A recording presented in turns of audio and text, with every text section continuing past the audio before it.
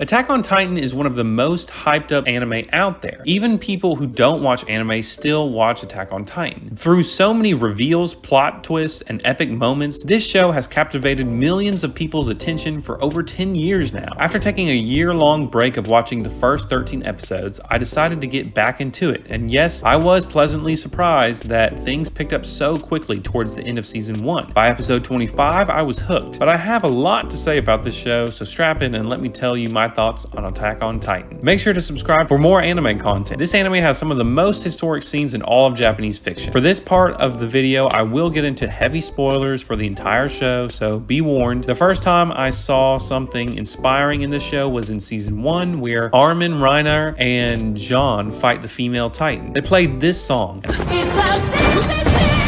And I thought to myself, wow, this is a banger. And while I enjoyed their short-lived attack, things went slow from then on. However, the next epic moment was Mikasa slicing off Annie's fingers. Now that was a top 10 moment in the series. When I saw Erwin leading a flurry of Titans towards Reiner and his team, that perked me right up out of my seat. Levi single-handedly taking out 12 of Kenny's elite MPs, Levi cutting up the Beast Titan in mere seconds, and also Levi demolishing Kenny and his team again. Okay, you get the point. These moments truly transcended a normal TV moment. Those inspiring scenes made our jaws drop for good reason. They had hype animation, music, and story significance backing them. They were what we had been waiting so patiently to see. As far as epic moments in anime go, they were the best, but the series had some lows too. It wasn't always interesting or exciting to watch. I understand that you need time to develop big plot points, and not every single line of dialogue is going to be brilliant, but this show really did not appeal to me when it came to the characters. Look, everyone knows that people like Levi, Hanji, Erwin, and Mikasa were undeniably cool. However, I look at the rest of the crew and no one really stands out. Everyone from outside of Paradis Island was uninteresting. The backstories were boring and I didn't care about anything that happened there in Marley. I wanted to get back to the cool people, but even still the actual storyline and dialogue the Eldians on the island had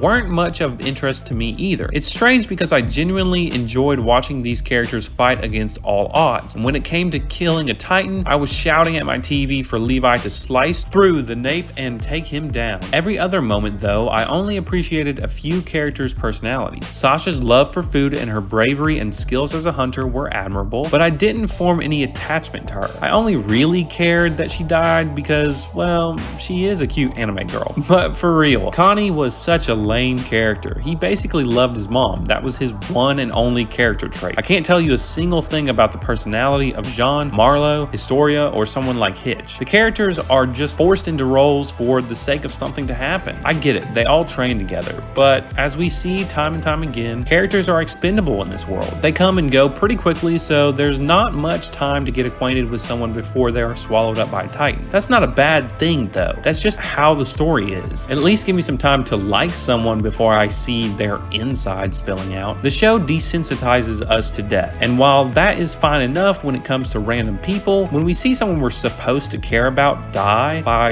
a stray rock or a random Titan, we just say, oh well. I think the balance for me was a bit off. I was supposed to care about Erwin's death, but honestly, I didn't. Now, did he have the greatest military speech of all time that made me want to charge onto the field with him? Yes, he did. But I knew he was going to die, and I wasn't really moved by his eventual death. See, in the final season part 2, Hanji admits to absolutely murking tons of her comrades, and no one really bats an eye. It's supposed to be sad, but this anime robs you of the emotion. So the story just feels uninteresting, and you feel detached from the plot because the show made you stop caring. So there's something to be said about super freaking cool character actions, but I honestly don't feel anything about the characters themselves. Okay, that was a little depressing, but you get my point. Next up, you know I had to talk about it. The animation studio changed in the final season. Yes, Mappa did some great stuff, and they're only getting better. However, the CGI Titans were not my favorite. It makes sense that Mappa was pressed for time, and I am not going to attack,